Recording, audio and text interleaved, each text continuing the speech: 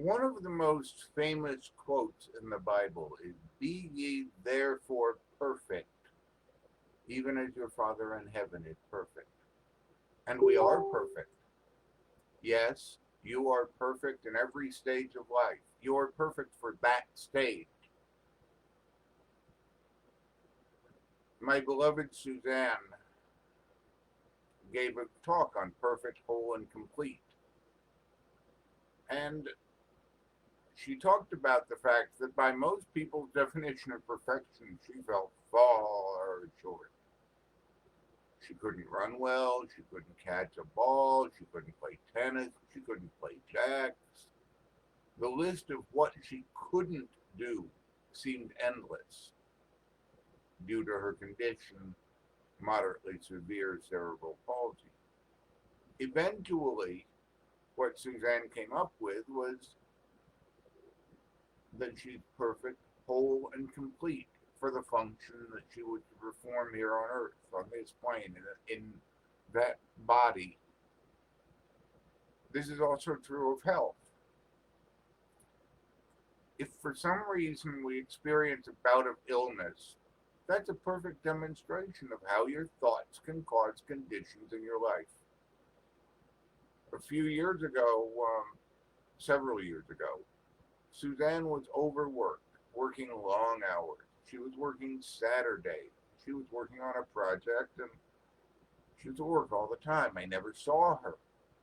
And she really, really, really wanted a day off, a week off. A week where she just didn't do anything. Well, she conveniently broke her ankle in two places. Guess how long she was off? Yep, 1 week exactly.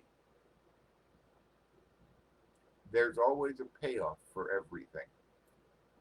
Do you have an example of how a thought you had, not a random flashing thought that goes in and out of your consciousness without power to it, but one you dwell on or give power to, might have caused something to happen to you? You want to take a day off and you don't? Conveniently, you catch a cold. Always there's a payoff. The minister I grew up with, Dr. Raymond Charles Barker, told of going to visit a congregant in the hospital. They talked and they did some treatments and prayer work. And finally, she said, "Thank you, Dr. Barker. I feel much better now." "I'm glad to hear that," he said. "I'm glad that you'll soon be out of this hospital bed, back to work, returning to your routine." To which she responded, "I think I feel a relapse coming." She wasn't ready to resume her normal activities. She was enjoying the respite and the rest that her condition gave her, and perhaps also the attention. That was the payoff for her illness, and she wasn't quite ready to release it. As the poet Alexander Pope wrote, "Whatever is right." That doesn't mean there's no injustice in the world or that you'll never be ill. I think it means that whatever is in our lives, it's the perfect thing for what we need to be and do right now. If it weren't, it wouldn't be there. And as you move along in what you're here to do, the conditions in your life can be changed. As we focus on what Ernest Holmes called the truth back of the condition, we change the condition to match our energy. Quantum theory teaches us that everything is energy and information. Look at the words we use for health. We speak of vibrant health or radiant health. Vibration and radiance are simply energy. As we move through whatever we're being and doing, our energy changes, our frequency changes, and so the condition changes. As we apply these principles, the idea is to move closer and closer to that truth back of the condition. The truth is, we're perfect, regardless of the conditions that we have in our lives. We have a perfect calling. You have a perfect calling, which only you can answer.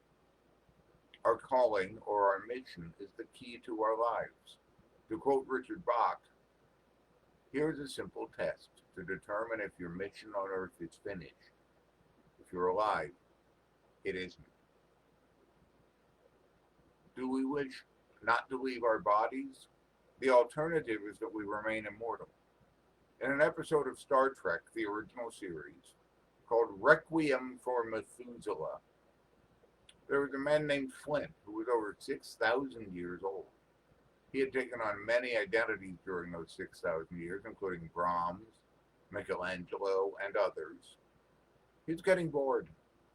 He bought a planet and he built a workshop in which he was trying to create an android that was capable of loving him, an android that, like him, would be immortal. Since while on Earth Flint could not have a love that would be like him, immortal, that attempt to create an android that could love as a human loves was, of course, doomed to failure. It also turned out that on leaving the protective atmosphere of Earth for the planet he had bought, Flint was aging and would eventually die. And yes, none of us in this form is immortal. Forms change. However, in essence, we are immortal. There is something that is in us, that moves us, that makes us who and what we are, that gives us our life's mission. That is truly who we are. Ernest Holmes says there is a pattern of perfection at the center of your being which has never been touched by disease or misfortune. Holmes also writes in Living the Science of Mind, we do not deny the physical universe. We affirm that it is mind in form. The physical body exists that the soul may function on this plane. Body is not an unreality, quite the reverse. It is a divine and perfect reality when rightly understood. So what keeps us here, even when the body is no longer functional? The only thing I can see is fear. Fear of the unknown. For those of a more traditional Christian belief system, fear of punishment for not living a good life. And what do we do about the fear? We work to eliminate it. Mary Baker Eddy, the founder of Christian Science, gave us this. When you have eliminated all fear, the patient is healed. Immortality bored Flint to death. And think of any project you've undertaken in your life, whether it's something as mundane as making a sandwich, or as elaborate as painting, or writing a musical. When you're finished with it, do you keep at it, or do you move on to the next thing? It's the same with this project called your life, your mission. Yet, while we must eventually move on to what is next, that doesn't mean we need to lead lives of suffering. Ernest Holmes says the world has learned all it must from suffering. You see, health is not a physical condition. It's a mental state showing up as a physical condition. That's not to blame or criticize a person who's ill, but as we create it, so we can remove it. As we change the way we think about things, we bring a healthier life into being in our experience. Suzanne was fond of the story, which I've told a couple of times, that when she was a teenager, there was a terrible accident. A group of girls coming home from a dance recital was involved. A couple of girls died as the result of the accident. One of the girls in the car was a girl named Mindy Harold, who was in Suzanne's youth group at her center. She'd come out of the accident with a broken leg. A bit after that, she accompanied them to the winter seminar in a wheelchair. One of the kids asked her, what had you been thinking to get a broken leg? Her response was something along these lines. I was in an accident where two girls were killed. All I got was a broken leg. What was I thinking right that saved me? When I was a boy in summer camp, I think I was about 8, we were playing baseball one day. I was playing second base, and I dove for a ground ball and threw out my back. Good news is that I also threw out the runner. For several years thereafter, it would flare up from time to time, yet the doctors said there was nothing wrong with it.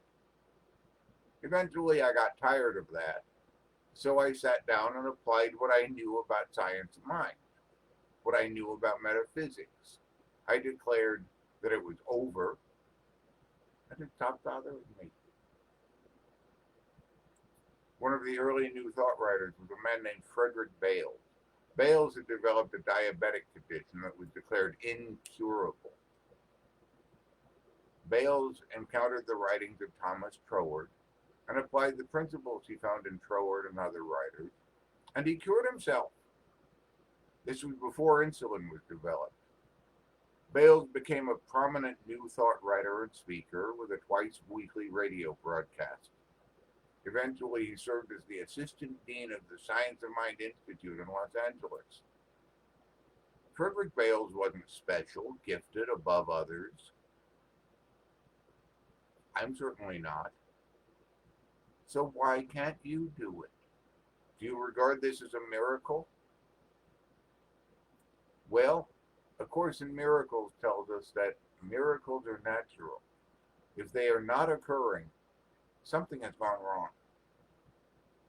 But whatever has seemingly gone wrong may be just what's needed for what's in front of us. And we can always change it. The Apostle Paul tells us, "Be ye transformed by the renewal of your mind." I think that was Paul's way of saying change your thinking, change your life. You, I, and each of us is the conscious, deliberate, intentional expression of God. As such, we cannot be sick or poor, and our purpose must be fulfilled. So today, let's step into that power, knowing that the perfection of God is ours to express right now.